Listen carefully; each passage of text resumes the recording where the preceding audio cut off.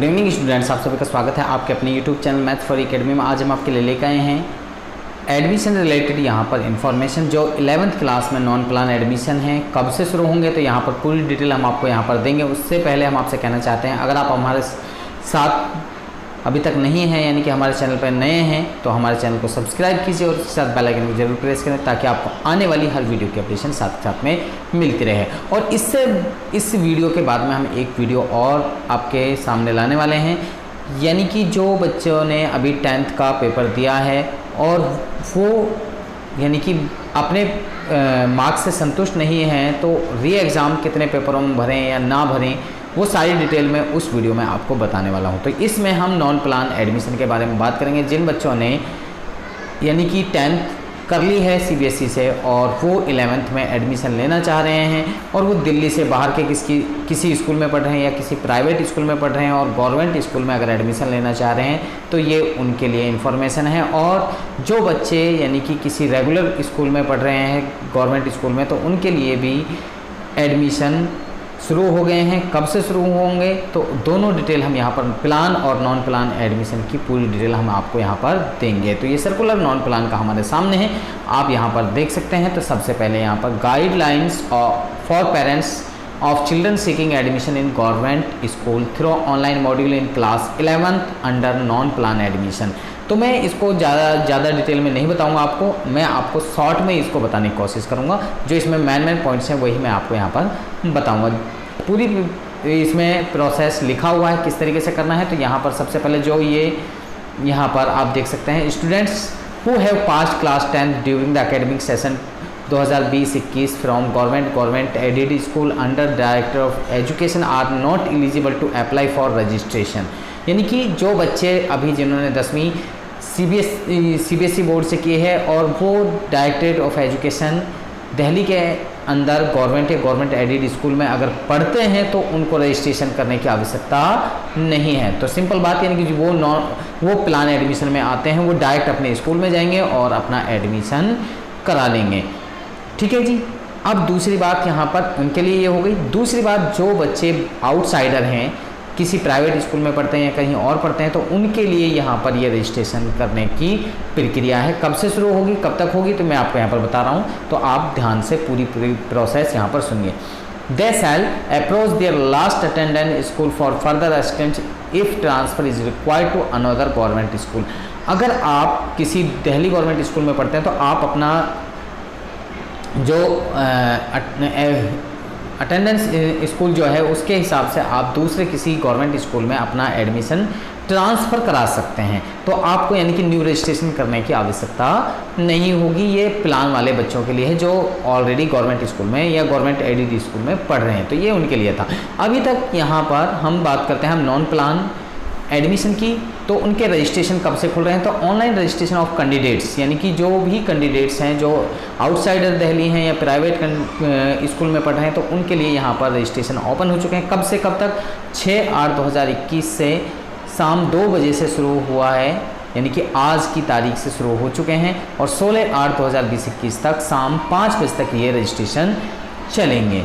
इसके बाद में दूसरा साइकिल जो शुरू होगा यानी कि फर्स्ट साइकिल शुरू होगा, फिर उसके बाद में दूसरा साइकिल शुरू होगा, वो शुरू होगा 1/9/2020-21 से 13/9/2020-21 तक वो चलेगा। और यहाँ पर display of school allotment of registration, जो पहले साइकिल में जो बच्चे 6 से 16 तारीख तक जो बच्चे एडमिशन यानी कि रजिस्ट्रेशन फॉर्म पर फिल करेंगे उनकी जो अलॉटमेंट है स्कूल की वो 25/8/2021 को आएगी।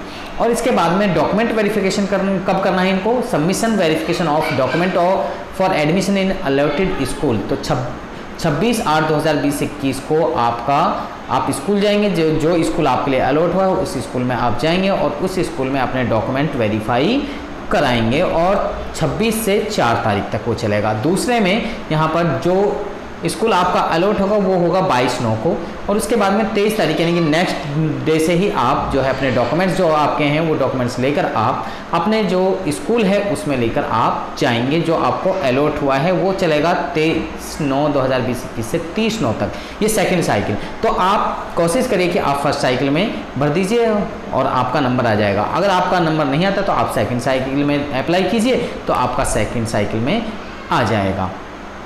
ठीक है जी। इसके बाद में आगे यहाँ पर लिंक, मैं यहाँ पर रजिस्ट्रेशन का लिंक आपको प्रोवाइड कर दूंगा, और यहाँ पर आप देख भी सकते हैं कि लिंक कहाँ पर मिलेगा आपको, edudel.nic.in वेबसाइट है डिपार्टमेंट की, उस पर आप जाएंगे, उसमें गवर्नमेंट स्कूल एडमिशन पर जाएंगे और वहाँ पर आप रजिस्ट्रेशन कर सकते हैं। रजिस्ट्रेशन फॉर्म पर आप वहाँ पर जाएंगे, और उससे पहले ये जो सर्कुलर है इसको पूरा ध्यान से आप पढ़ लेना। एकेडमिक क्राइटेरिया क्या है नॉन प्लान एडमिशन के लिए, तो वो ज़रूर आप ध्यान से देख लेना कि क्राइटेरिया क्या है, एज क्राइटेरिया क्या है, और एडमिशन लेने के लिए आपकी साइंस स्ट्रीम में क्या क्राइटेरिया, तो वो सारी चीज़ें मैं यहाँ पर पूरा बताने वाला हूँ, तो बने रहिए हमारे साथ में एंड तक।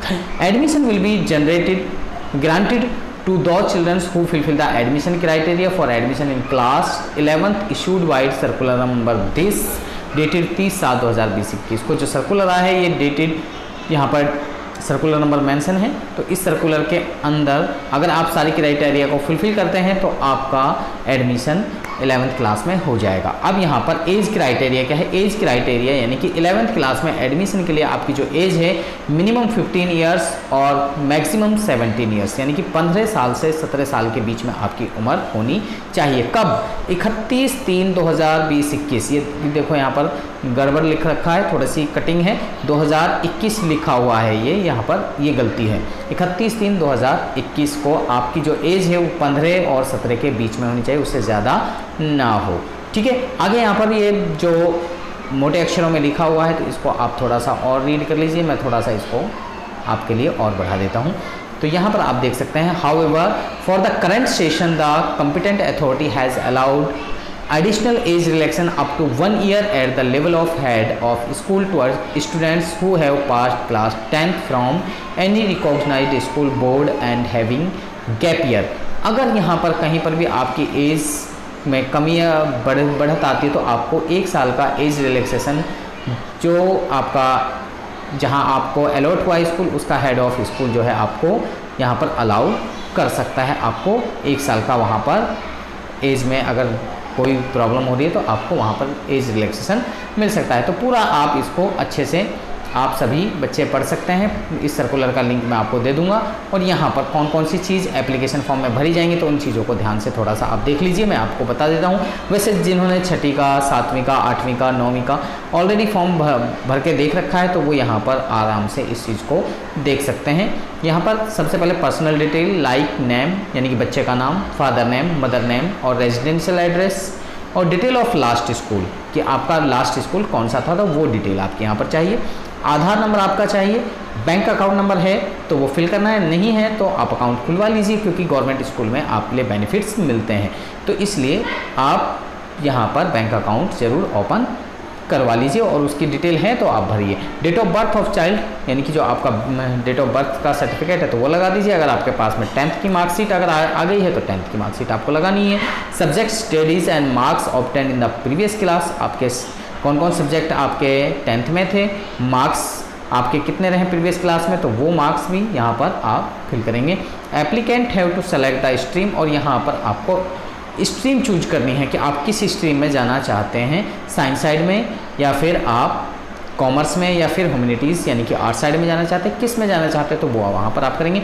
Upload marksheet of previous class यानी कि जो 10th क्लास की मार्कशीट है वो वहाँ पर आप अपलोड करेंगे और उसका साइज़ जो है 300 KB से कम होना चाहिए, लेस देन 300 KB यानी कि 300 KB से उसका साइज़ जो है कम होना चाहिए।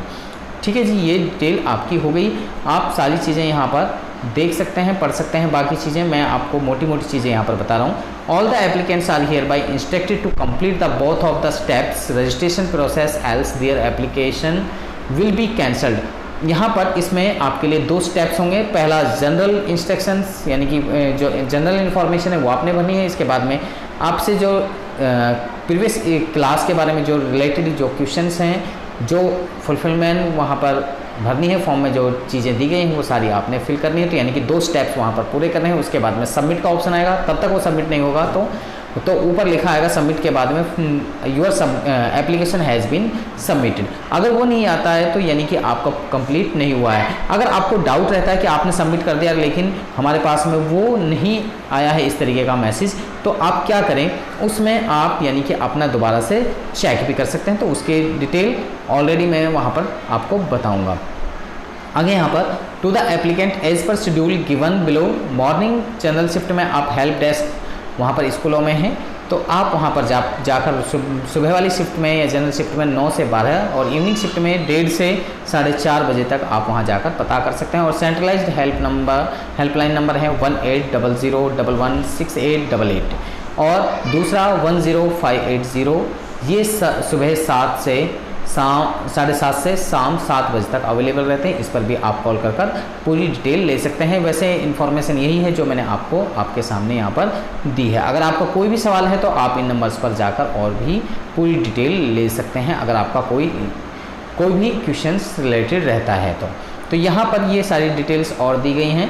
Proof of date of birth, SLC last attend recognised school, marksheet of previous class passed, 1 passport size photograph, any one of the documents are residence proof of the documents जो आपने school में ले जाना है, जो एलोटेड स्कूल आपका होगा उसमें ये डॉक्यूमेंट्स आपको ले जाने होंगे।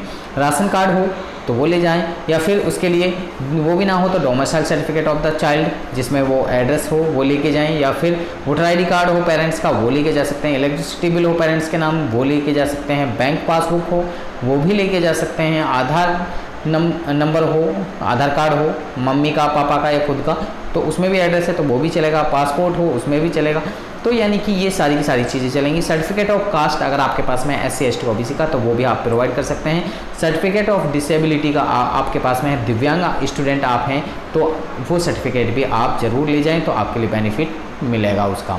आगे यहाँ पर mere submission of online application form does not guarantee the admission in government school as admission will be granted on the basis of number of vacant seats, combination of subjects, infrastructure available in a particular government school. यानी कि देखो यहाँ पर कह रहे हैं direct कि इसकी कोई गारंटी नहीं है कि आपने फॉर्म फिल कर दिया तो आपका 100% यानी कि जो एडमिशन है हो जाएगा, लेकिन चांसेस यही होते हैं कि सभी बच्चों का एडमिशन हो जाता है। और दूसरी बात यहाँ पर ये कह रहे हैं कि डिपेंड करता है वैकेंट सीट पर, कॉम्बिनेशन ऑफ सब्जेक्ट पर और infrastructure available in particular school, यानी कि उस स्कूल में इंफ्रास्ट्रक्चर के अकॉर्डिंग, सीट्स के अकॉर्डिंग और कॉम्बिनेशन ऑफ सब्जेक्ट के अकॉर्डिंग वहाँ पर ये चीज़ें देखी जाती हैं। अगर वहाँ पर अवेलेबल है तो बिल्कुल वो स्कूल मिल जाएगा, अगर नहीं मिलेगा तो कोई आपको उसी जोन में दूसरा स्कूल मिल जाएगा।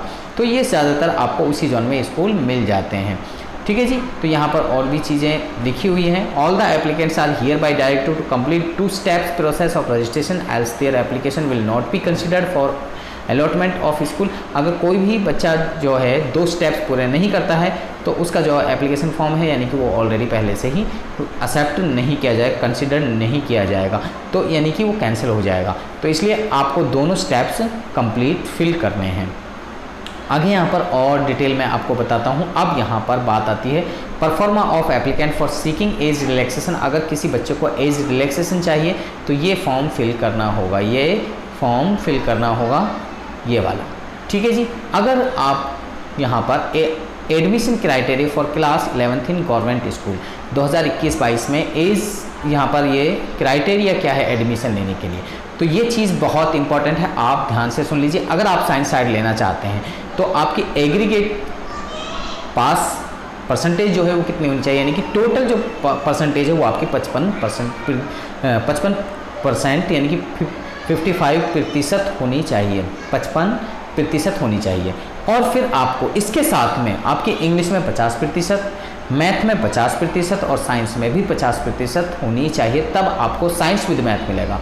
अगर आप साइंस विदाउट मैथ लेना चाहते हैं तो आपकी ओवरऑल 55% में बैठनी चाहिए, यानी कि 5 सब्जेक्ट का आप लगाएंगे तो वो 55% बैठनी चाहिए। और फिर इसके बाद में सब्जेक्ट्स के अकॉर्डिंग इंग्लिश में 50%, मैथ में 40% और साइंस में 50% आपकी होनी चाहिए, तो आपको साइंस विदाउट मैथ मिल जाएगी। इसके बाद में बात आती है कॉमर्स विद मैथ।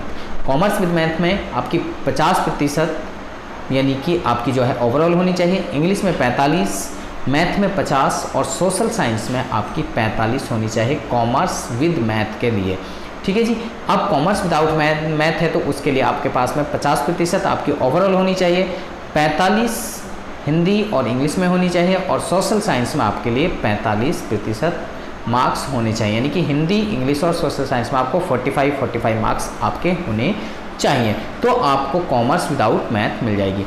अब अगर आपको ह्यूमैनिटीज़ में लेना है, यानी कि आर्ट साइड अगर आपको लेनी है, तो अगर आप उसी स्कूल में पढ़ते हैं तो आपको वहीं पर एडमिशन मिल जाएगा।